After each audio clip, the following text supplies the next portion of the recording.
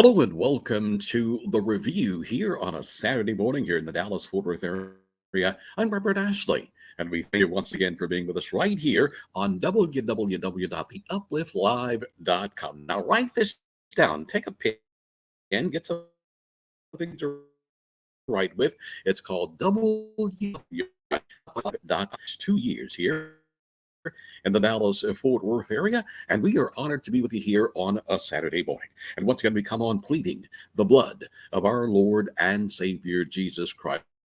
And once again, allow me to introduce myself. Robert Ashley is my name. I worked here in the Dallas Fort Worth area well over 30 years as a journalist. Went to a Grand Lake State University where God allowed me to get a Bachelor of Arts degree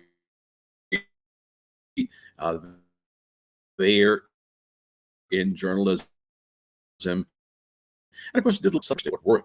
But once again, you're listening to www.theupliftlive.com. And of course, the Uplift is indeed a 24-hour gospel radio station that's online. But of course, radio stations change their formats. The economy changed, things change. When COVID-19 came and pretty much brought forth downturns, really did have a serious impact on the review. This is a we do on Saturday mornings here in Dallas, Fort Worth. And right now, if you were to go to Google Play, the app store, and look for that's our app for this online gospel radio station. And the times that we're living in right now, I have a colleague by the name of Brother Joe Bagby, the late Brother Joe Bagby. He was a legendary gospel man here in the Dallas-Fort Worth area. Did well over 50 years on the radio.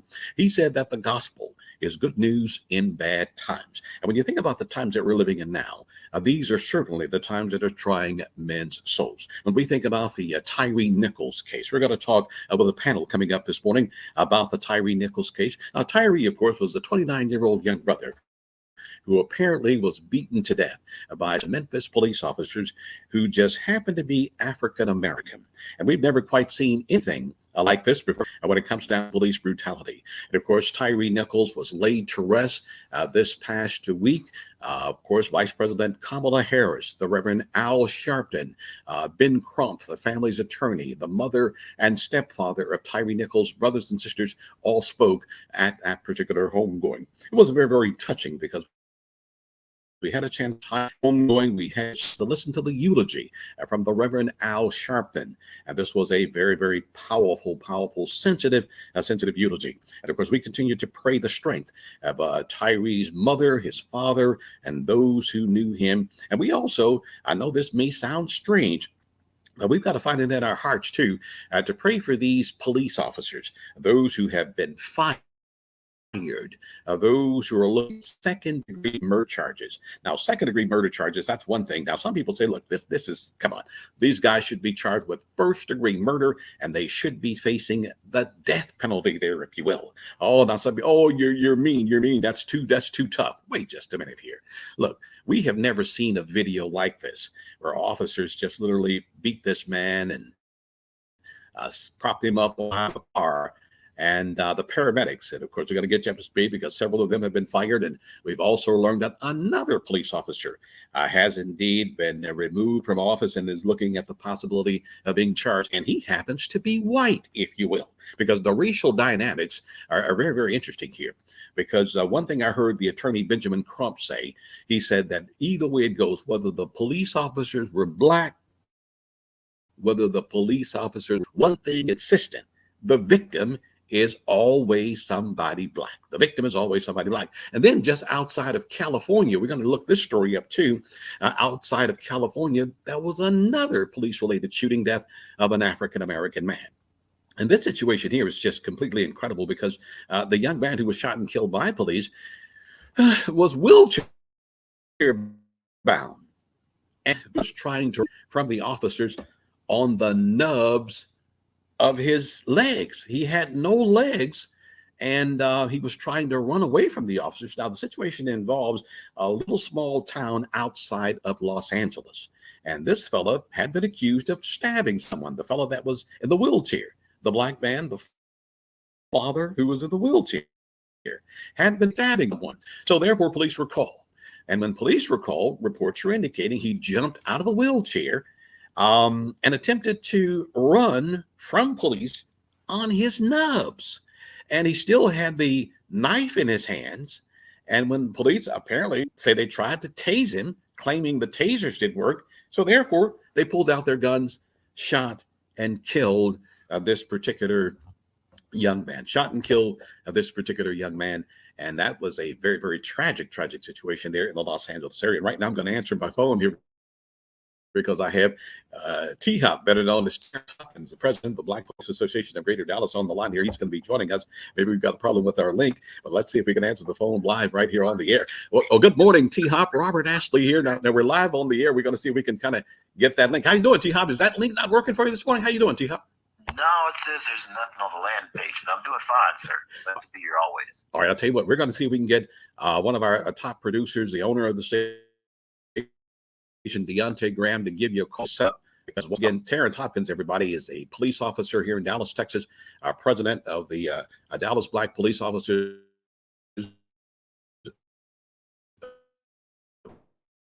Greater Dallas Association. We have worked with him.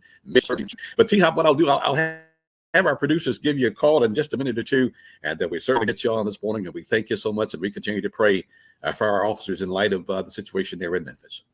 You got it. Looking forward to it, Robert. Okay, you take care now. Bye. Bye-bye, sir.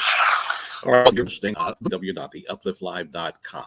I'm Robert Ashley, and if you've ever been to Dallas, Texas, the last 30 years or so, and you were selling a book, if you had a promotion or something like that to promote, then you came through our radio station, Heaven 97 KHBN. And of course, it's no longer on the air. It's now the Black Information Network, which of course we certainly want to salute all of those African-American journalists and those who are working for the Black Information Network. We continue to salute them because of the interesting and fine job that they're doing in terms of reporting the news. But in just a minute or two, we're going to have Terrence Hopkins with us. We're going to get a very, very distinguished police perspective because, you know, when you think about these officers who were involved in the killing of Tyree Nichols, it's a sad situation because the Black police officers, believe it or not, in police departments all across the country have been viewed as the saving grace of the police department, the saving grace of the police department. Now, with the victim, of course, being a Black person, and it's really wreaked a lot of havoc there. The victim being Black, police officers being Black. And this is something we don't see on a regular basis. And of course, there's been a lot of discussion as well about whether or not had the victim been white, would the Black police officers do him like that? Well, then again, let's think about that Ron Green situation, the Ronald Green case out of my home state of Louisiana. Ronald Green was another Black man who was stopped by the state police officers there in Louisiana, and they tried to cover it up. They really tried to cover it up. Now, you look at the news media coverage of that given situation there, and then you look at the news media coverage of what happened to Tyree Nichols. Now, the white officers, and there were several Black officers who pretty much roughed up Ronald Green in Louisiana. Those white officers were not given the kind of coverage. They were not profiled and demonized the way they should have been demonized. Yes, they should be demonized because they were a bunch of demons. When you look at the videotape of what they did to Ronald Green compared to what the guys did, the cops did there in Memphis, Tennessee, it's just as bad. But see, we in the media, I'm so sick of the media and the games that the media play, the agenda that the media play. It's just a sickening situation. But I guess there's a double standard when it comes down to the Black man. Now, see, these Black police officers were fired very, very quickly. There was no hesitation about firing rib. You know, they got them out there. But see, black police officers, you too can still be victimized by what we call institutional racism. So just because you're a black police officer doesn't mean that the system will be sensitive to you. And then, of course, we covered journalism and covered news and dealt with black police officers for well over 30 years. Did you know that black police officers suffer a lot of discrimination within the department? A lot of unfair treatment from within the department, and a lot of times it doesn't get reported. You know, you got journalists who are pro-police who get all kinds of leaks and everything, and they don't necessarily get the kind of coverage. But just keep in mind now, let's see if we can challenge the news media. Let's go back and get the Ronald Green tape of where this man was beaten to death. His family was lied to for a couple of years there, and it's just been an incredible situation. All right, well, we're working to get some of our guests on. The one and only Cheryl Smith, the publisher of a plethora of black weekly newspapers here in our Dallas-Fort Worth community. And of course, we're also concerned about our good friend Rickey Smiley. I have to acknowledge Rickey Smiley. If you hadn't heard this week, Rickey's older son, Brandon, went home to be with the Lord. And there's my good friend, the Dean of Journalism, the one and only Cheryl Smith. And eventually we're going to get a Hop on program with us, Terrence Hopkins of the Black Police Association. But first of all, Cheryl, just want to say good Saturday morning to you, Cheryl. And how are you this morning? I am doing wonderful. Coming Let's to see, Cheryl, can you hear me? Yes. Wait a minute. Can you hear me? All right. Okay. I don't know if you can hear me or not. I can hear you loud and clear, my sister. We got you loud and clear coming in. And I've got to text our Terrence Hopkins number to our producers, they're owners of the station here, so we can get Terrence Hopkins into the conversation right here at www.theupliftlive.com. Once again, I'm Robert Ashley, and we thank you for being with us here on a Saturday morning. And also, we did receive word too that the Reverend Charles Stovall. Now, some of you may remember Reverend Charles Stovall. He was a longtime civil rights leader, former leader of the Southern Christian Leadership Conference. The Lord called him home this week as well. But I'll tell you what, we're going to get ready to pause right now for just a quick break. And once again, you're listening to the review right here at www.theupliftlive.com. I'm Robert Ashley, pausing for a quick break, and we'll be back with more right after this.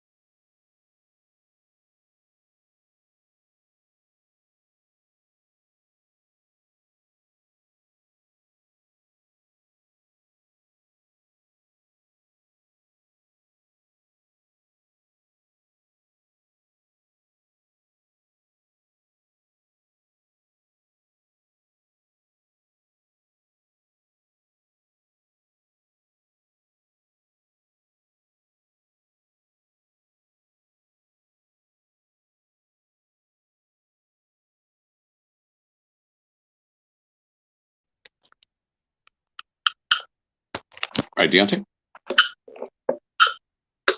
Right, Deontay. Right, Deontay.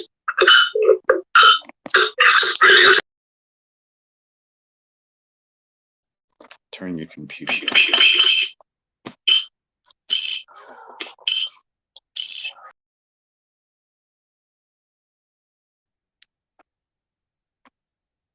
Okay, did that.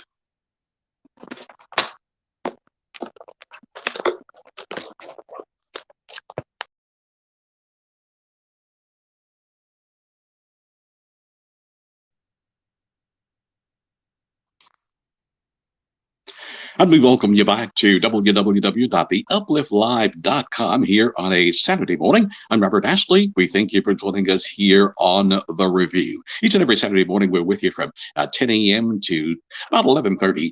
And, of course, we talk about the issues of the day. And, of course, once again, this morning, we're dealing with the issue of Tyre Nichols, the 29-year-old young African-American man who, of course, his homegoing took place this past weekend. Joining us right now is Cheryl Smith. We consider her the dean of journalism here in our Dallas-Fort Worth community. And, of course, she's the publisher of a plethora of Black weekly newspapers. And, of course, going to give her a chance to run those down as well. And also, Cheryl, once again, you're back with us. And let me just hear you count to 10, Cheryl. Can you hear me, Cheryl? Uh-oh. There you go. Unmute yourself. 10, and we'll get you. 9, There you go. 7, 6, 5, 4, 3, 1. Let's do it. Well, once again, Cheryl, thank you so much for coming on with us this morning. And hopefully Terrence Hopkins will be joining us a little bit later on. But Cheryl, just invite everybody to read your newspapers where we can find you online. And once again, we thank you so much for being a part of this Reporters Roundtable. Well, thank you for the invitation. Thank you for doing what you're doing because we need you. We need you so much. And I do have Texas Metro News, and it's www.texasmetronews.com and Garland Journal. And iMessenger are my 3 newspapers. I'd like everyone to subscribe to our daily newsletter. And I don't know if you get that, Robert. Yes, I do. I'm on your subscription list. Yes, we have information that we're bringing to you. And when I get people from around the country, I happen to be in Puerto Rico right now. So, hola. And we are here with the Black Press of America. Beautiful.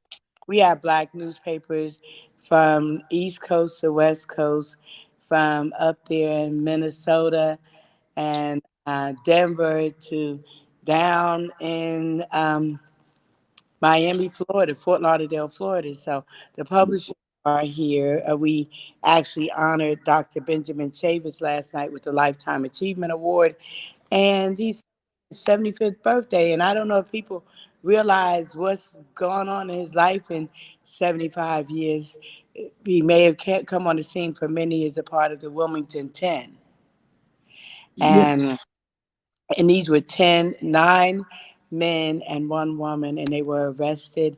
You know, they were doing civil rights work, and they were political prisoners. And so they spent time in prison. He was a young minister at the time. And it's a wonderful, people may know him from the Hip Hop Action Network that he part of with Russell Simmons and the crew. A lot of wonderful things, a lot of wonderful work. And he's been with the NAACP and also National Newspaper Publishers Association. So a lot going on here. And, we have our publications. We're trying to bring news and information that we feel is really pertinent and important to our community. If you pick up USA Today this past week, they have a series for Black History Month on hip hop and the 50 years, and I actually co-wrote the lead story for that. And I talked to a number of people, but I'm encouraging you to check that out, but also look forward to Texas Metro News when we will be have interviews from Chuck D, a Public Enemy, the Arabian Prince. And we have to get that diva, Spenderella, because you can't forget the impact of women in hip hop as well. So Yes. a lot going on, and thank you again for having me here. This is beautiful here in Puerto Rico. It's a different kind of beautiful there because I got on the plane Monday. I mean, it Yes. was Tuesday morning. Then I got a picture once I got here, and you know, I said, and sent me a picture, and I said, "Where is that?" And they said, "Oak Cliff." And I said, "Oak Cliff, where?" Oak Cliff, Michigan. You know, so I've been dealing with it. I think. Yeah, we've unthawed now. It's everything has melted away, and so when you come back, we should be back to normal. And once again, show congratulations because being there in Puerto Rico, dealing with the international press, the worldwide press, that's just great. And you're continuing that deed of journalism that you've always been. Now, also in terms of the National Association of Black Journalists, and we'll get to the stories in just a minute or two, but we have black journalists who give exclusivity on a lot of news stories. And now, what's your involvement with the NABJ? Well, this is my second year of being on the board. I was the national secretary for the past 6 years, Mhm. and uh, NABJ President Dorothy Tucker is here now. She's from Chicago, yes, in Chicago, and Yes. she's here, and we're going to have a story coming out because we talked about there was a fireside chat between Dorothy and Dr. Ben, and they addressed the rift, if you will, Mhm. that people don't like to talk about, but between NABJ and NNPA. And Ah, Dr. Chavis announced last night that it is over. And what you had was people that were with the black person, and as a graduate of Grambling State University, you know that there were the people that probably said, well, if you could have, you would have went to Louisiana Tech or LSU. And he said, no, I didn't want to go there. I wanted to go to GSU. yeah. And the same thing with me going to Florida A&M. And There were those who said, "Oh, you with the FAMU because you couldn't get into Florida State," and that was not the case at all. I mm, actually made a choice, didn't know anything about Florida State, and made a decision. This is where I wanted to be. Well, the same thing with the black press, because you have people who say, "Oh, you're working," and I remember someone told you're working at the Dallas Weekly because you can't get a job at the Dallas Morning News, and when I could probably write circles around a lot of the folks who were at the Dallas Morning, but they think because they work for other folks that they are better. And ah, so to build the schism, you had a number of people. You just think about what happened in Kerner Commission report talking about, the disparities, and these newsrooms went out and got black journalists, and then some of those black journalists became the biggest overseers. hypocrites. Yeah, and they started looking down on those who were in the black press, and so it really pissed publishers off, and some of them are still feeling the brunt of that. Mhm. 50 years later. And so Dorothy actually read a correspondence between NABJ's first president, Chuck Stone, and to leadership of NNPA, talking about, you know, why we aren't seen or revered. And the same thing happens today. We are fighting, Robert. We are doing the work, and I was inducted into the NABJ Hall of Fame. Beautiful. It, um, Congratulations. you know, and I just was totally not expecting it. So it was a pleasant surprise that here I am, a member of the organization. And there were times when people did make me feel like marginalized because they acted like I wasn't as good a journalist as they were because they work for folks, and then I go into rooms where I'm hanging with their bosses. You know, so it's their bosses know me. They don't know the publishers of their white newspapers, but I do. Yes, So yes, been um, it's been a challenge, and I'm glad we're addressing it. And letting people know that, you know what, I know some people that worked for white folks and weren't getting paid and weren't Mm-mm-mm. getting paid a lot. But guess what? It's the What's that? facade. It's the facade that people keep up because if they're working at WFAA and they're making 20,000 a year, they're not going to tell you that because Wow. My you goodness. hear about the big salaries, but you don't hear about the ones where they're making 20, 25, or maybe 30. Yes. And Yes. then you will have people saying, Mm. the black press can't pay. You know, sometimes I will tell people, no, I don't want to pay you that. Mm. You are not, you're in a market. You need to understand the market. You need to understand, you know, these days, because I've had people ask for astronomical salaries and the market isn't Mm. paying it. Their credentials don't deserve it. And Yes. you have to understand that I'm not going to say I'm going to pay you something and it's totally out of line with folks. And then too, you wouldn't go to white folks and ask for that. Mm-mm-mm. You My would not. goodness. Yeah. So there are great challenges, and that's what we're dealing with the black press. And we're talking, and there are wonderful things that I am doing that other publications are doing, and it's Mhm. just really important that we start getting our act together. And when I say get our act together, I'm just going to call it like it is, Robert. And, Mhm. and I know you will invite me back on because you like it like it is. When we're out at events Yes, ma'am. and we have our paper, because we have a motto, we say we go where our people are. The folks who will snub us the most are black women. And we love black women. What? We love black women. And no, they act like, you're trying to give them COVID.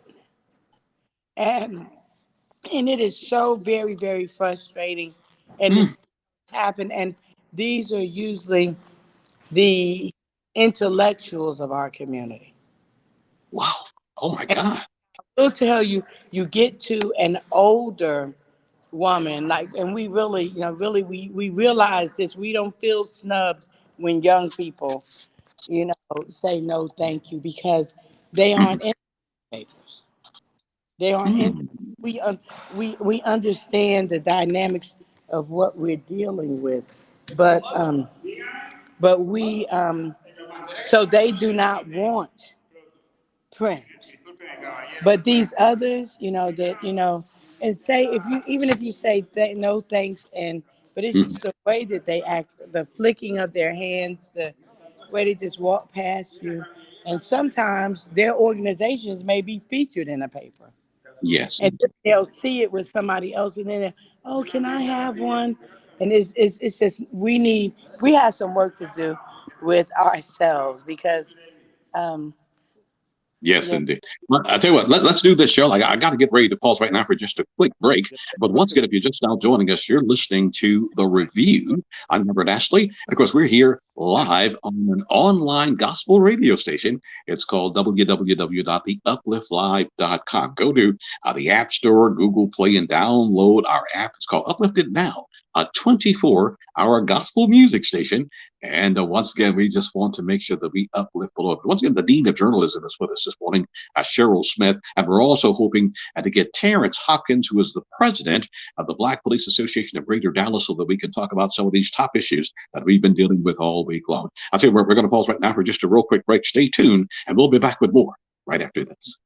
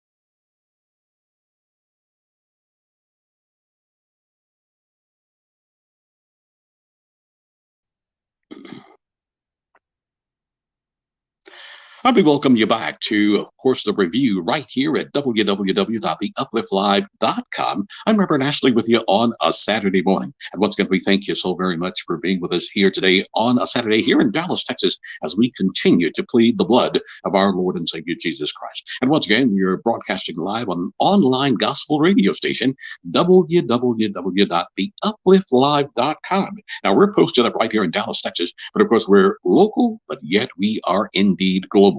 Each and every Saturday morning from 10 a.m. until about 11:30, we're here and we discuss the issues of the day. And of course, our guest has been the one and only Cheryl Smith, the Dean of Journalism, Dean of Black Journalism here. Of course, one of our top National Association of Black Journalists officials there. And she's in Puerto Rico this morning for a major conference dealing with the news media. And we're hoping to have Terrence Hopkins, the president of the Black Police Association of Greater Dallas, to join us momentarily. And once again, Cheryl, thank you so much for being with us this morning.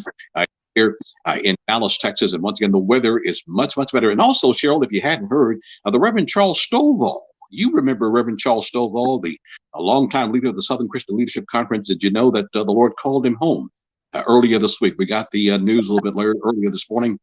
And some of your thoughts about Reverend Stovall before we get into the Tyre Nichols case. And definitely, he was, you mentioned the Southern Christian Leadership Conference, and just a wonderful person. His wife, Denise Johnson Stovall, was a journalist also. Right. We used the Reverend for lessons and trying to get us to be a little bit more knowledgeable and compassionate about folks, because we have a tendency to get angry at things. And if you ever heard someone say, I saw them and they wouldn't even speak to me. Well, at one point, Dr. Stovall was losing his eyesight. Yes, yes. And I could have taken that position, but I don't take that position when I just say maybe they didn't see me. And he actually talked to me. He recognized my voice when I spoke to him, and then he informed me that he was losing his sight.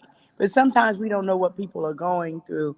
And he was going through a lot, but he was still active, whether it was in the church, in the Methodist church, or in the community. He was still providing counsel for people. And this is something that I, really appreciated about him. Even I can remember we had a discussion when I was raising my nephew, and Andre must have been about 8. And Reverend Stovall introduced himself, and he said, Charles. I said, oh, no, he won't be calling you Charles. I said, Reverend Stovall to you. Or you could call him Reverend Stovall, Dr. Stovall. You could call him Mr. Charles. You could call him Uncle Charles, but you will not be calling him Charles. So, but he was a friend, and I see him and thank him for what he did, and right up to the end, and trying to educate, inform, enlighten, and uplift our people. Yes, indeed. Well, Cheryl, let's talk about, hopefully we'll be able to get T-Hop to join us a little bit later on, because our Black police officers are in the spotlight now. And Cheryl, you've been a journalist. We've both been practicing journalism well over 30 years. And Tyre Nichols, a 29-year-old, we're still trying to figure out why the Memphis police stopped him in the first place. But Cheryl, when that video was released, I had all kinds of emotions when I saw that. And the only thing I could do to help myself cope with that was to go back to the Ronald Green. I don't know if you remember the Ronald Green case out of Louisiana. Okay. This was a Black man, and I encourage people to go back and look at that video. And I wish the news media would compare the Ronald Green case, which involved a lot of white officers, maybe a couple of Black officers, compared to the Tyre Nichols case involving 5 Black police officers. Now we understand that a white police officer has been fired, maybe facing charges.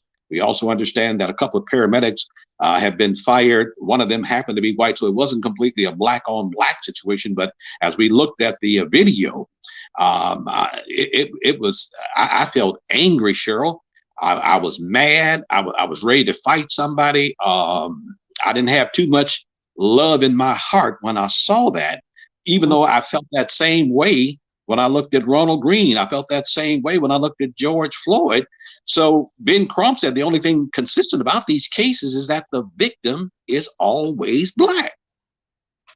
Yeah, you said a mouthful, and I'm probably going to say some things that are very unpopular, and I'm not trying to win a popularity contest, and I'm not trying to miscongeniality. I'm trying to deal with the real of it. There's so much about so many layers to peel back on this topic. You look at abuse of folks in America by the police, and I'm going to start with the video because you mentioned that. I'm going to say that I've seen more graphic ones, Oh, but I have not seen the hype that has been presented before the video was shown. Like it was like we were being manipulated into, oh, this is going to be really bad. So you have folks who even say, I'm not going to look at it because it's so bad. And so we're doing kind of like what happened with shows like Blackish, that people hadn't even seen Blackish yet, and they were criticizing and saying, we don't want to see it. And it's one of my favorite shows. You know, I have one episode, one storyline they had that I didn't like, but that was had them about to get a divorce or something. And I just say, why can't we have a healthy relationship that does not do not end up in divorce? And so you had that point going, but we were just feeding people, oh, it's going to be bad and it's going to be graphic. You mentioned the case in Louisiana. I'll just tell you that when I did watch it, I watched like 4 different parts of it. I was watching it on the Black Star Network. And the thing that had me grabbing, my stomach, like thinking of the movie Sankofa when her son was taking her through it, and she, grabbed her stomach and like she was holding her womb and let out a big cry. I heard first Trayvon Martin, then George Floyd, then Tyree Nichols calling their mom. If you go back and listen to the video of that 13-year-old, 14-year-old child, Trayvon Martin calling for his mom, it's just a feeling. I don't know how anyone could not feel something there. The beatings, all the beatings were brutal. When I went back and looked at Rodney King being beaten, that was brutal.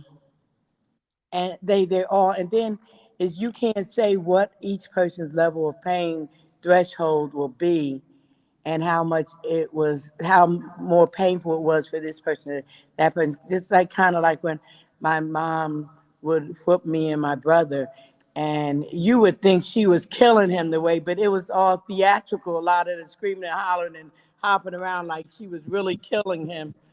And she tended to hit on the rear end, and we have more cushion than men do, and everything. So, it's all relative, and you think of things. So when I this thing and I look at the different elements, oh, it's bad, it's really, really bad.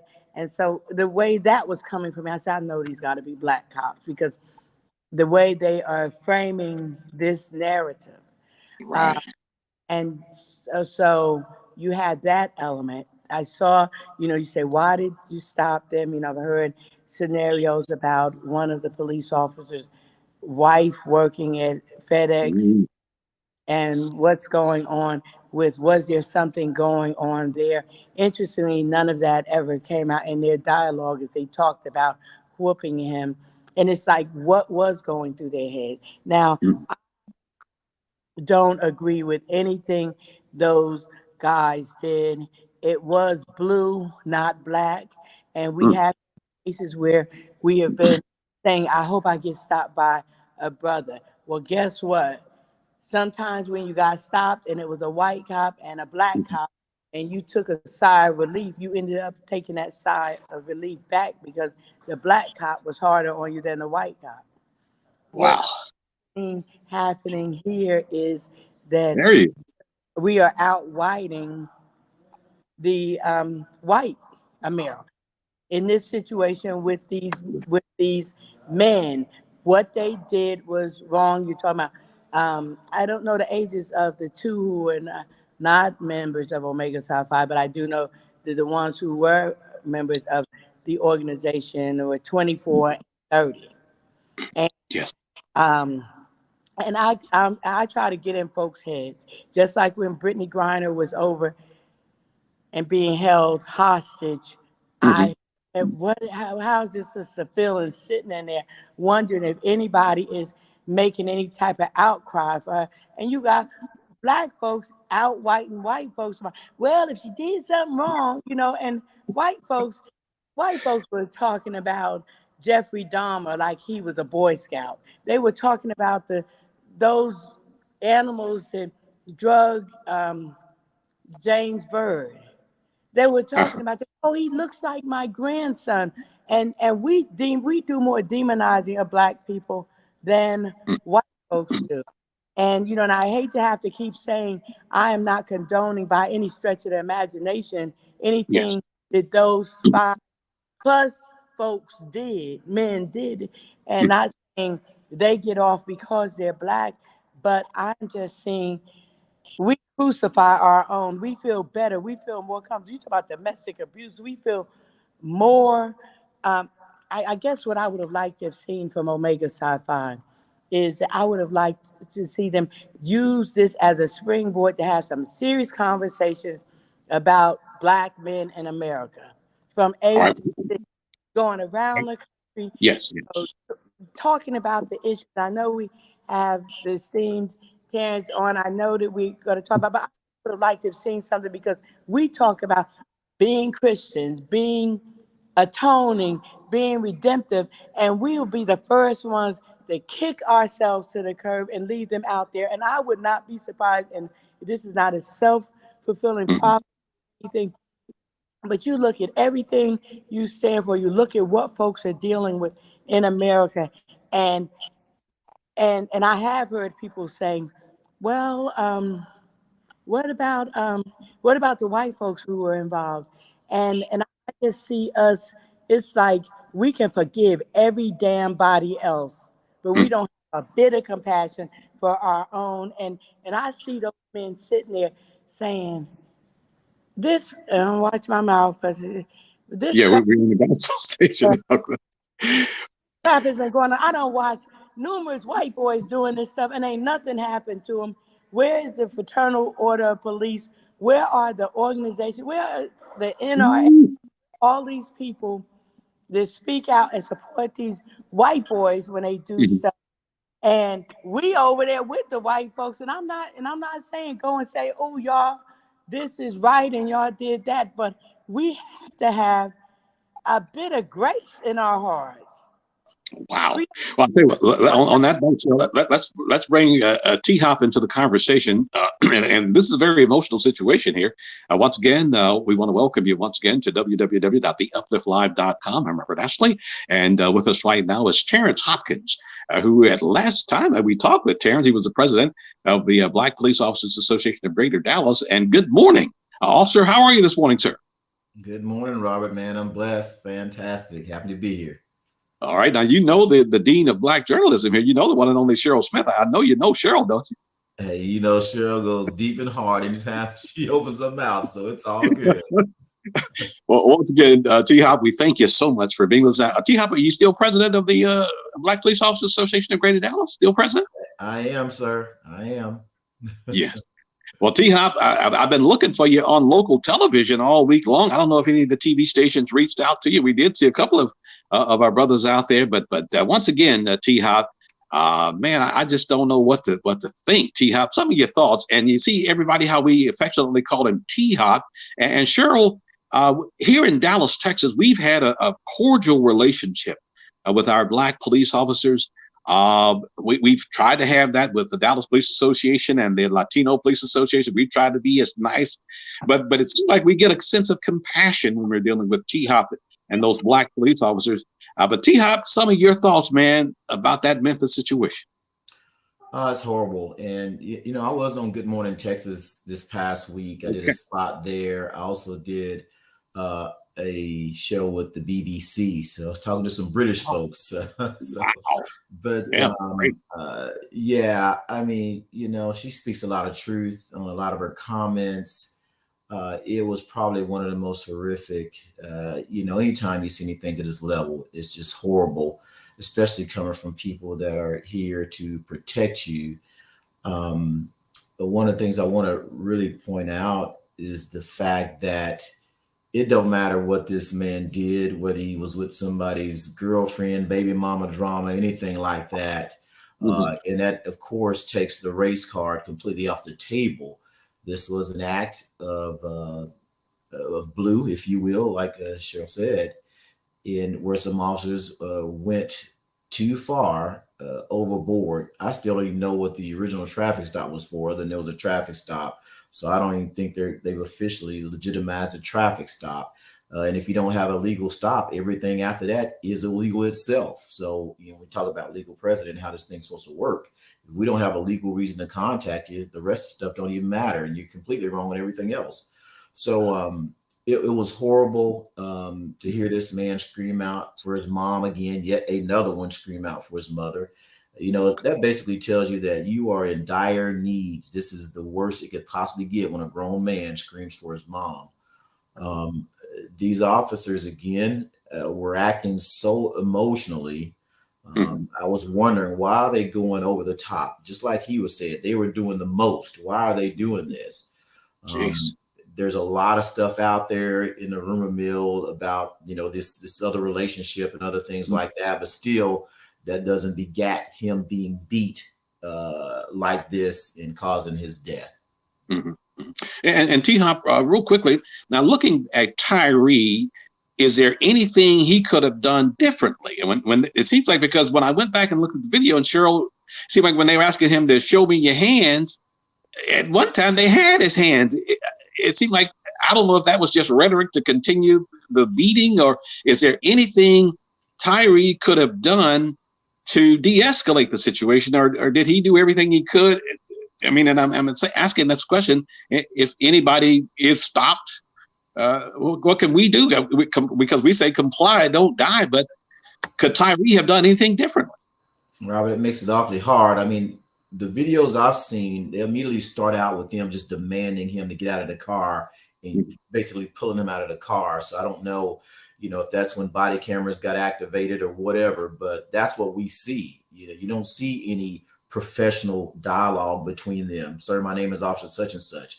I need to see your driver's license and insurance. You don't see that. You see an immediate aggressive action on the side of the officers. I don't know if he could have did anything other than open the door and just lay on the ground flat. I don't know what else he could have done, because it was immediately escalated on their side. So, he was asking what was going on. And there's just no reason for officers to aggressively address anybody in a car like that, unless, I don't have any indication that this was a felony traffic stop, right? We're stopping somebody that just killed a group of people or whatever. So we don't have information like that. All we know is that there was a traffic stop, and traffic stops do not start out that way. Well, I wonder about that, because I told myself that, if I got stopped, that I was just going to fall out the car, just fall out on the ground and just lay flat. Usually first I greet the officer with a smile. Yes. And if I think, I'm just really very nice to them, because usually when you stop someone and they're hostile, they're really angry at themselves because of what happened, not angry at the police officer. And so it shows it and people internalize it. You're right. There's no reason that should have played out like that. And but we are missing some things, like what intel was fed to them about, was this someone? But I never got the impression on the video I saw that he had any. They put them. I never felt like they were in danger. And so, and the Memphis police chief went back, said they looked at the video and they saw no traffic violations. T-Hop, do we have any idea as to why he was stopped? They claimed it was a traffic just driving recklessly. But come to find out, the Scorpion unit was not dealing with traffic problems. They were supposed to be dealing with something else. You know, Robert, the more you look at it, and now, I've heard bits and pieces on why there was a traffic stop, but, I try not to deal in rumor. I try to deal in fact and what I see. Yeah. But, what that tells you is that the chief immediately saw enough to say they were wrong. All right. And she did her job in a quick investigation to me and actually suspending and terminating the officers. So it was that apparent to her as a chief once all the facts in, right? Of course, you never move too fast because you want all the angles, you want all the facts, you want to talk to as many people as possible so you have as much of the truth as you can possibly get. So she did take swift action as it relates to things like this, okay? And we have to be good with that in that way. They're terminated. Now you have the immediate application of charges from the district attorney in a pretty good time frame. I'm not going to say it's the absolute best, but it's pretty good compared to what we've seen across the country. So now you have the charges that were levied against these guys, which are severe. And we, for all indication, this was, they were saying it was going to be close to that Rodney King thing, right? We hadn't seen much like this in a while. Right. I mean, I've seen some things from what I get to see for a lot of training video and things like that behind the scenes. This was pretty bad in comparison. And again, but this is just something you should not expect from any traffic stop. Okay. Just shouldn't happen that way. So, well, often I've heard the I don't know if it's a billy club or whatever that is it like metal? So it's a baton and it is metal now, correct. And so people just talking about the severe, so it's not going to bend. No, it's not bending. No. It's a billy club. And it is a steel rod. It does not bend. It collapses. It is a collapsible baton. So you got those extreme uses of force, right? And we can just pick up where the pole cam gets everything. They get him. They've got him on the ground. They're trying to arrest him. And, what our law tells us as law enforcement officers, right? And I want to make sure this is understood by the people that are listening. An officer, of course, is allowed to use force to effect an arrest, a legal arrest. All right. So you're allowed to use force. That force goes up a force continuum chart. Right. So, but once that arrest is effected, the force ends. OK, that is the rule book across the country. Once that arrest is effected, the force ends. And another transition that officers are supposed to make, because you got the duty to intervene, which we need to talk about that, Robert. The duty to intervene also is the duty to help and now apply life-saving measures, right? So let's just say I'm involved in the incident and I shoot you, all right? If I have you secured, weapon away, whatever, either handcuff, now my duty changes from where I use deadly force to now going to save your life. Now I'm supposed to go from there to life-saving measures, which is why you got the fire department or their paramedics now in trouble. And now you got the officers in trouble, first of all, because nobody stepped in to say, hey, this is out of control. Nobody tried to pull anybody back. So now you're just as guilty as the guy doing the punching, the kicking, the batoning. Woo. Jesus Christ. Well, once again, everybody, you're listening to the review right here at www.theupliftlive.com. I'm Robert Ashley here on a Saturday morning. And if you're just now joining us, we're here in Dallas, Texas. And with me at this time, we consider her the Dean of Black Journalism. And she's coming to us all the way live from Puerto Rico there. Cheryl Smith, the publisher of a plethora of Black weekly newspapers right here in Dallas, Texas. And also with us today, we call him affectionately T-Hop, Terrence Hopkins, who is the president of the Black Police Association of Greater Dallas. And we're talking about the Tyre Nichols case. And once again, we're continuing to plead the blood of Jesus. We're seeking justice. We're all just disturbed about this in our spirit. We don't want you to judge all police officers by the actions of these few. And it's just a trying time. And Cheryl, like I said, when we think about our Tyre's mother, when she was at the funeral and she spoke, and she said she felt like this is strange that the death of Tyree was some kind of calling. You remember the statement she made there? And I don't know, T-Hop, if you heard that statement. She said that she felt that his death was a calling for a higher purpose. But my goodness, did you comprehend that, Cheryl? You know, I do. And one thing that is, you know, I just really have to say something about I'm talking about Black people Mm-hmm. and brown people and any people with any common sense. We have to stop waiting till something happens to us to get involved and get engaged. I remember when Commissioner Price and the Warriors were out there protesting actions on the police department. And then I also remember subsequent organizations and people speaking out about issues with the police department. But when someone else was doing it, they didn't want to be a part of it. We can't sit by and wait until it happens to us. Interestingly, my column in Texas Metro News that came out before Mr. Nichols was murdered, it said, "I am traumatized." And I was talking about the sister getting the hell punched out of her. Oh, yeah. About a slice of cheese at McDonald's. I saw that video too. I did see that video. And those 2 white officers, I do believe, have been suspended. Investigation or something's going on. And I'm But they actually, and you have to tell us, Terrence, if this, because I'm not a police officer. I love police officers and everything, but I'm not. But my understanding, I did the research on, my understanding is that there can be a lot of trauma caused to different parts of your body from being tased. So what does it say about a person that tases you in the head and the brain injuries, and he could have killed her? Is that not true? So, Cheryl, what we are taught with tasers is that the taser does not, your aiming point is never the head.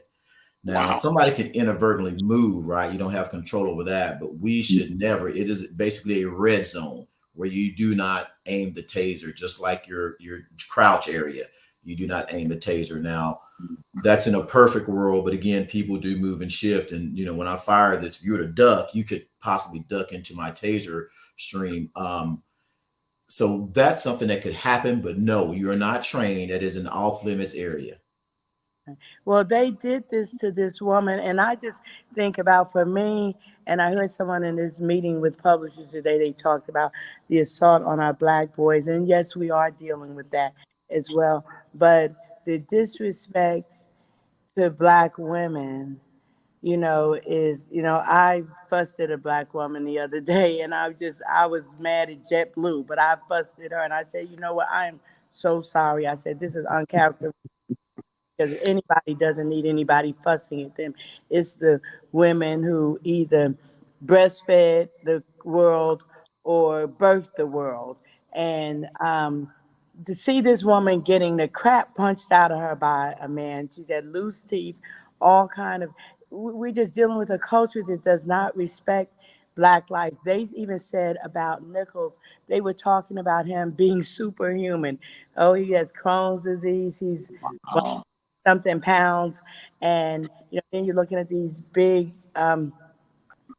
Black men and white, because it was the white guy who pulled them out initially, and you're saying, you know, then folks are going to say that they will look superhuman, and you have people, you know, saying Black. I am concerned about how certain incidents happen, and when it's Black on Black, justice seems to work a lot quicker. When it's Black who are the perpetrators, and that happened even, I'm going to keep it local. When you just tell me if I'm overstepping, when that robot went into the building of El Centro College and blew up that brother, would that have happened? Would people have been as okay with it if he had been going in there and blowing up a white boy? Well, that's the former Dallas Police Chief Dave Brown. Yeah, I mean, I couldn't answer that. This was an attack on law enforcement, right? One of the worst in history, and that tactic had never before been used, right. Cheryl. And You know, he was again, he was actively murdering police officers and was pinned up pretty good at that point. And yeah, Chief Brown basically gave the SWAT team the command to, hey, this needs to end immediately. What is the best course of action? You know, basically giving SWAT team carte blanche to end this, because here's a man that's been killing, you know, no longer, I can even use the word demonstrating he will kill. He was killing. And at that point in time, it's all gloves off. Now, see, that's where you can use, or it would be more understandable to use all forms of force necessary to end killing, right? It is no different than the massacre at Uvalde. So you're going to stop that threat by any means. But that was something extremely creative and never had before been done. And that is what the officers, the SWAT team, felt that was the only way they could get to him at the time. So that was in nobody's playbook. And that's what happens. That's why people of color have they have this distrust, because based on who gets arrested versus who gets killed, folks, and I know you all have heard it, they say he must have been white. If he gets to walk away, if he gets to go and get stopped and get something to eat, if he's treated differently, if he survives, usually there's an expectation that he is not black. And there have been so many videos showing white folks spitting on cops and and pushing them and doing all kind of stuff, and they get grace. But it's not the same when it's black people. Black people, a spit you could get you killed. And so it's like, yes, indeed. Yes, indeed. somebody. Yes. Okay, let me do a little quick break here. Once again, you're watching The Review right here at www.theupliftlive.com. I'm Robert Ashley on a Saturday morning, and we're talking here about the Tyree Nichols situation. We're here in Dallas, Texas at www.theupliftlive.com. With me right now, of course, is Terrence Hopkins, the president of the Black Police Officers Association right here in Dallas, Texas, of Greater Dallas, and also Cheryl Smith, considered to be the dean of Black Journalism right here in Dallas, Texas as well. I'll tell you what, we're going to pause for just a real quick break, and when we get back, we'll continue this conversation. The phone lines are open at 214-239-2898. That's 214-239-2898, and we'll be back with more right after this.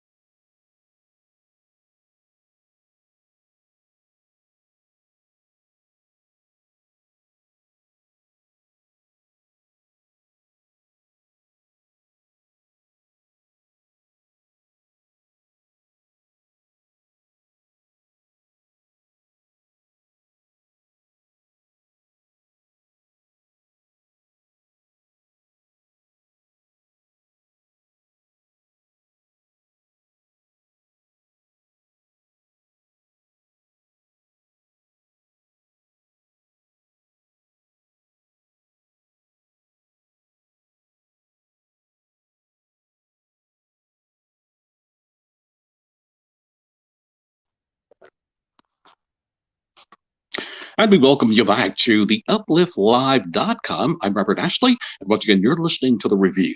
And of course, we're here on a 24-hour gospel radio station. We want you to go to the Google Play and to the PlayStation. Download our app. It's called Uplifted Now.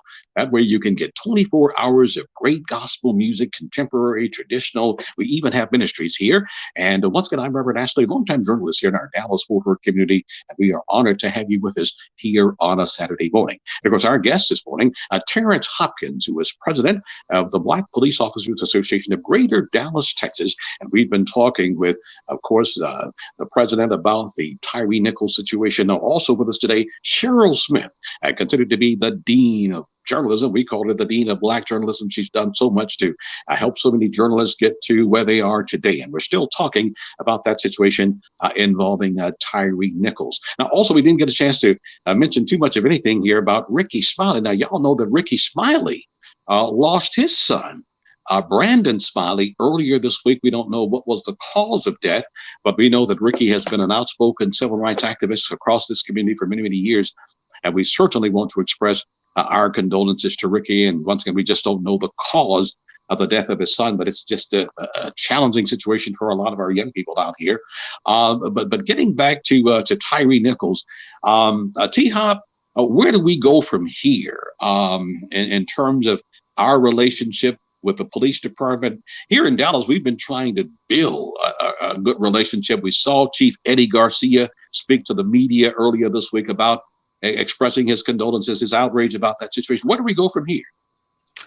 Well, Robert, this is, unfortunately, we pulled the scab, right off a very painful injury. And, just as soon as we gain a few steps, you hear that we lose a few anytime something like this happens. And, people just generally paint with a broad brush, but, as officers, we still have to hold ourselves accountable. I'm not that guy that holds back when it comes to that. If we did something wrong, we need to state it. Those that did something wrong need to be disciplined as it pertains to the incident. We got to call it out, and we got to continue to repair the relationship. And unfortunately, like Cheryl says, that relationship is with the Black community. Almost no other community needs that repair or healing. It is the Black community in law enforcement. I mean, do we have any idea, like Ben Crump said, that the victim is constantly Black? And now these are Black police officers charged with second-degree murder. When you look at the Ronald Green situation out of Louisiana, you got Black and white police officers. But why does this always happen to Black folks? Well, I'm going to statistically put you right. Officers do shoot a lot of white men, right? Yeah. We get in very physical contacts with white men. There's been a lot of cases with white men, but as you know, that don't sell newspapers. You put the racial component in it, it gets a lot of steam. But we're speaking about our issue specifically, but I just want to put that out there. Specifically for us, in the contact of law enforcement, and you can specifically say white law enforcement and Black men, there seems to be an abundance of excessive force cases. Yes. Now, also, Cheryl, sorry for cutting you off there, T-Hop, but there was another case just this week of this double amputee. Did y'all hear the story about the double amputee? Now, this is coming to us. It says videos purportedly capturing the moment before the shooting death of a double amputee man holding a knife after a stabbing attack. Now, this is coming to us out of the city of Huntington Park, California. Huntington Park, California. It was this past Thursday afternoon where there was a Black man. He was in a wheelchair. I'm trying to find his name here in this article, according to CNN. He was in a wheelchair. He had stabbed someone. When the officers got there, he still had the 12-inch knife, butcher knife in his hand. He jumped out of his wheelchair and started running on his nubs. And supposedly the officers tased him twice, but they say the taser did not work. So they pulled out their revolvers, shot and killed him. And he had a 12-inch butcher knife. He had been accused of stabbing someone. But when the officers got there, he jumped out of the wheelchair. And they wind up shooting and killing him. I'm looking for his name, but that's a story that you're probably going to be hearing a little bit more about. But in a case like that, here's a guy on nubs out of a wheelchair with a knife.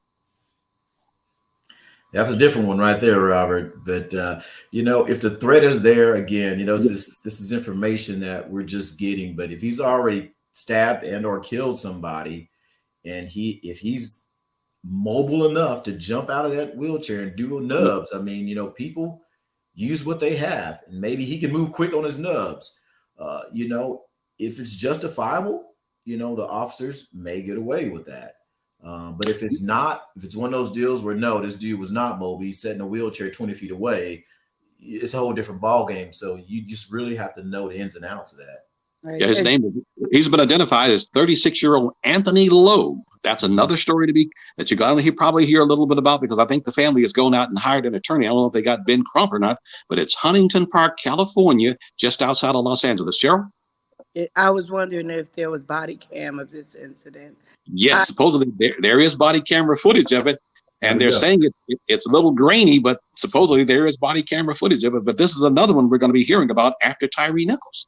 Now, we have some work to do. I teach a class every semester at Dallas College. I'm downtown, and they have to come in the building. Officers from Dallas County have to come in to let me in my classroom. And my students see me speaking to them, asking them to have a good day. And when they're, ask them how's their day, how they're doing, and everything, I tell them, okay, go out there, have a good day, be safe.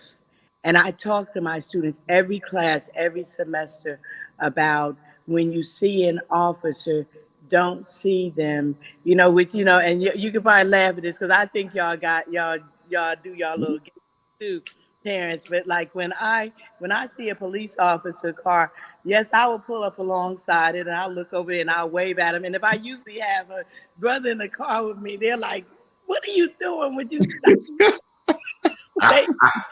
they want to be visible. And then don't let a police car be up front. I think y'all do it on purpose. Y'all drive a little slow and y'all have a parade behind you because nobody wants to go around you. Everywhere I am, I'm speaking. I'm like, these are people that, who knows when I may need one of them to save my life, but they're human too. And I say also, I want them, I may be the last smiling face compliment they get. I don't know what they're going into from that place, but we have to build a better relationship with the community. And I never walk past an officer and not speak. Never. Yes, indeed. But I'm far away, and sometimes I'm a little off because they're in front of me, and the light go green, and they still not moving. I may do a little, and then I'll wave. But it's just because you are people too. Yes, well, that way you got to be above reproach. You can't be riding around with warrants out for your arrest. You got to be clean. You got to be above reproach. And T-Hop, another quick question: how has the Tyre Nichols case impacted the Dallas Police Department?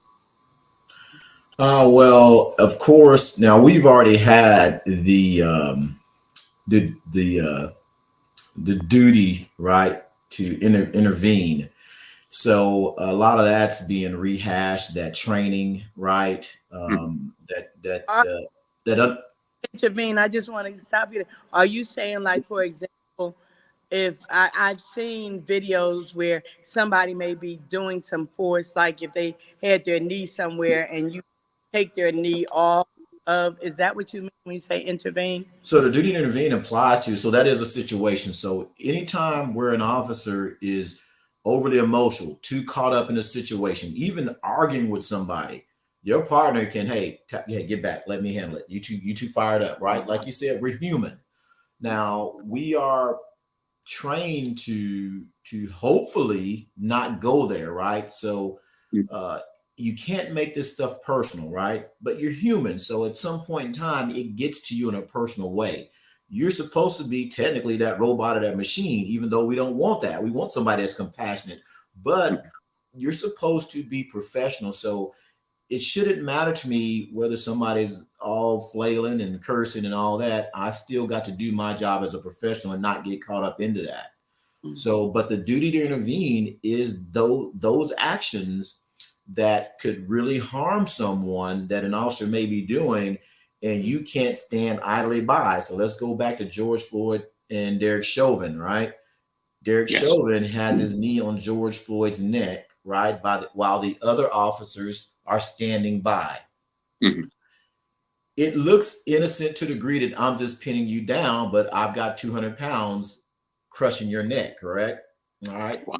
Yes. And somebody there has to have enough common sense, humanity, compassion to say, hey, get him up, put him in a squad car. I mean, just imagine this. And I tell people this is very, very real in my world. Had somebody in that group had some type of compassion or humanity for life, they just simply said, hey, get him up. Let's put him in the car. We got him. We got him under control.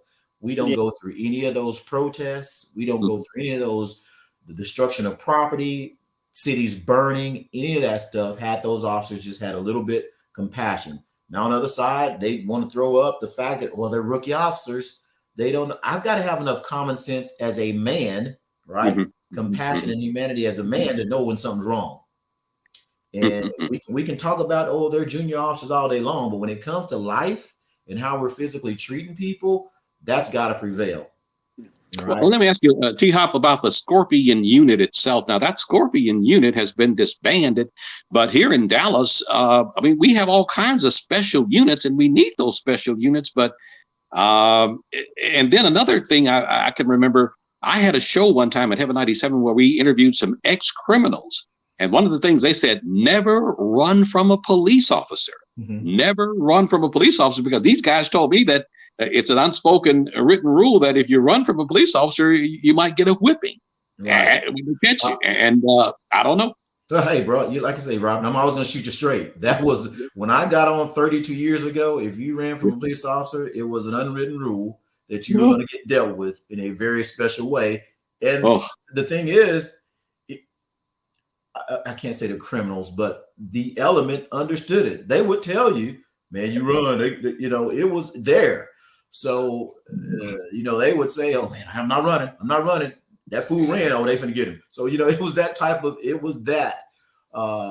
not so much now. Things have changed, of course, as you see the body cam, but at least we would like to think, the majority of things have changed. Do you still have some officers that operate a certain way? I'd be a fool to tell you they don't.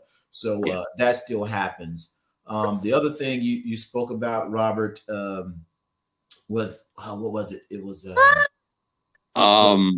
you took officers running. I mean, people running, and there was another thing you added to that, and I just lost. Oh, the Scorpion. All right, so Scorpion. Yes, you froze up. I don't know if you guys can hear me. Yeah, Sure, can you hear me? I'm trying back now. Okay, yeah. Okay, I think I'm. There you go, brother. So the Scorpion unit. So yeah, this is a specialized unit for violent crime or whatever that is. I don't know exactly what they do, but yeah. So there's a lot of special units. Now we don't have a unit described so aggressively in its name, right? But yeah, you have a bunch of different units, whether it's a narcotics, a vice, a fugitive, or something like that. But they are called those names for us. We don't have any aggressive naming of units like that. And these are very specialized, skilled officers in that particular trade. It's no different than, hey, I'm a doctor of psychology. I'm a doctor of vision. I'm optometry. So you have a specialty for a particular type of crime. And that's what those guys do day in, day out. And they're very good at it.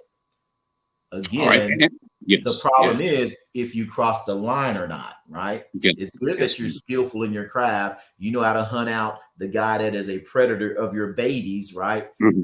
But there is a line that has to be drawn whenever we deal with these people when it comes to force. Amen. And Cheryl, let me ask you real quickly, and T-Hop as well. I think we have about maybe 5 more minutes or maybe 6 more minutes here. But there's all kinds of internet rumors now. As a matter of fact, I think Newsweek even had a story. Newsweek had a story about all of the suspension about why was Tyree stopped. In that the police chief said there was no legitimate reason for what she could see from a traffic point of view as they went back and looked at the cameras for stopping him. And then there was this allegation that he might have been involved with the baby mama of one of these police officers. And that now I saw some video of one of the officers taking a selfie seemingly at the scene. And allegedly there was an allegation that he sent the picture to the young woman. But Cheryl and T Hop, how do we deal with all these rumors? Because apparently we don't know why this brother was stopped and eventually killed. So, social media will buzz with, that's just the dynamic of social media. I could say something like that and it'll go 100 million times and not be a lick of truth. I'm not saying this is not true or not, but we do have to be careful of how we get our information and prejudging, right? Really, like I said, if the contact is not legal, everything after that, it's illegal, right? These guys are already in jail.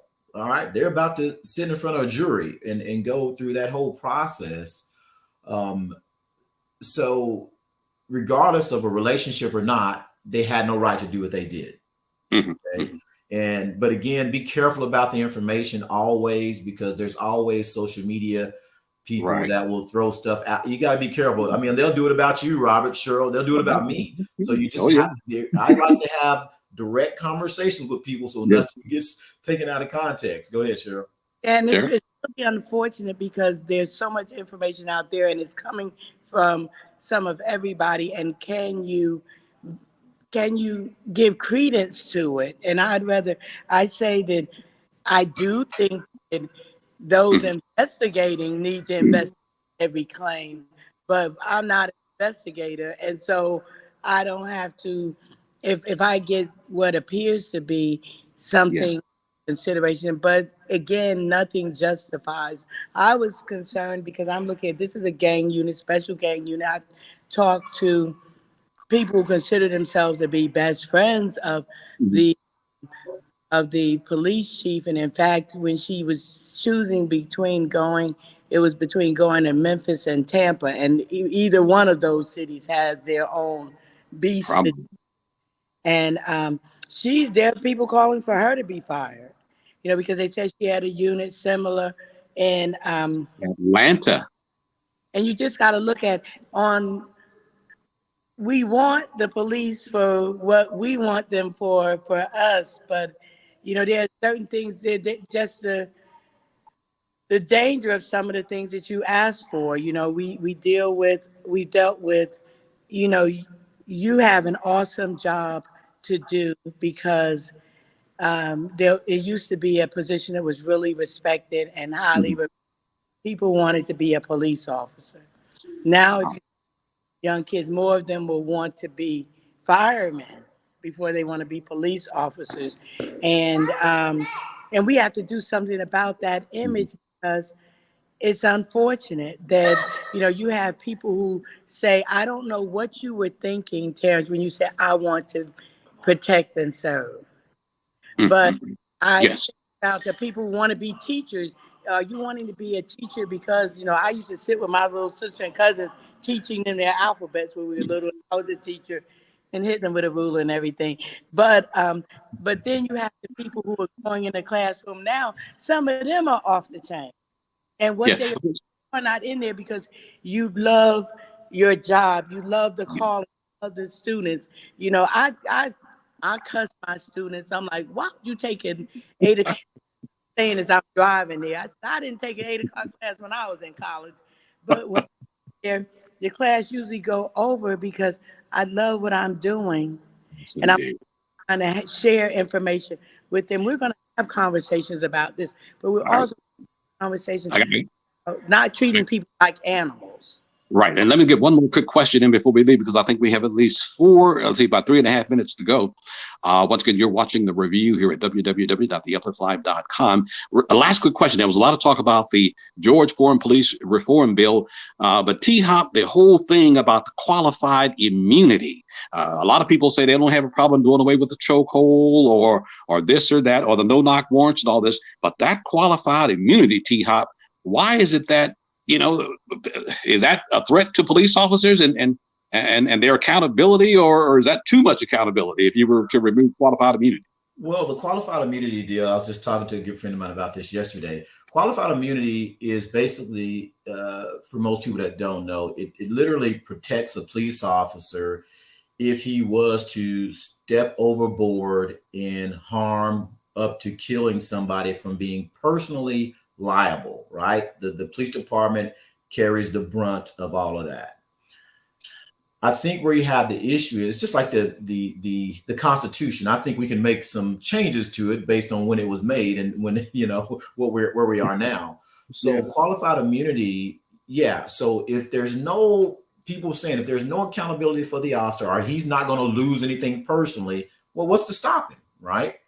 So I think that what needs to happen when we talk about qualified immunity is that if an officer is found to have, all right, directly, intentionally, Mhm. racially Ooh. committed a crime against a person, I think he shouldn't be covered, right? But the thing is that what it was meant to be is that if an officer was carrying out his duties lawfully and was doing his job right, that Mhm. city should, right, protect him because he was doing the right thing by way of the law, right? I can accidentally hurt you, but that was not my intentions, right? During the arrest, we struggled, we failed, you broke your arm, right? I'm doing my duty within the law. Now I'm Mhm. covered under that umbrella, right? But now if I got you and beat you down and got personally involved, and this was specifically me and my intentions, now I should be liable for that. So I think we need to relook at the law. I don't think Mhm. it needs to be totally erased. I think it needs to be adjusted because again, if I am found to be facetiously doing that crime or that action, I think I should be held accountable to that I get it. degree. Okay. Well, I And hear then I that got less than 20 seconds for you, Cheryl. About 20 seconds. Yeah, I hear you on that point, but sometimes you're doing something and unintentionally some danger happens. You're not trying to do it, but Mm. if it happens, if you happen to break my arm and the courts are not intentionally, maliciously trying to do it, you need to be held accountable for it. And I think some police officers need to lose their pensions because there is a reckless regard for life, it appears, because we're painted. And I'm so tired of hearing I was afraid for my life. And I will tell you about the whole running, watch Law and Order SVU. There's always somebody take off running, and the officers be like, run, don't run. And it infuriates you all when you, because if they run, that means you have to run. And the officers in Memphis did appear. And I just wonder, the car is there. They didn't have a weapon or anything like that. You're gonna get them eventually. I just didn't think they needed, and that's why I was asking you, did they really need to chase down you, the gang, you in this special unit? You supposed to be the elite of the police, and you out here chasing the traffic. Like I said, I'll say this real quick, Rob, before you get off, because Yes, she sir. asked me Yes, that sir. question. Uh-huh. Again, that depends on what information they've said, they've got, right? And Mhm. we don't know if those guys said, oh, he did this, he did that, which again, if that's not true, that's on them. And again, further taints that entire deal. So we don't know what information they had before all this started. But Right. again, the chief made decisions. Obviously, she knew some things and said, no, this is not good. All right. Well, Terrence Hopkins and Cheryl Smith, look, we can't thank you enough. And we're going to try to continue these dialogues. And once again, I want to thank our listening audience for being with us. Once again, you've been listening to The Review. And of course, we're here at an online gospel radio station right here in Dallas, Texas. We're local, but yet global, www.theupliftlive.com. And we'd like to thank the Dean of Journalism, Cheryl Smith. And Cheryl, say hello to your grandbaby there. We just saw the next generation there, and you've been such a great mother in terms of just being a generational support for your family. And that's something we've always admired.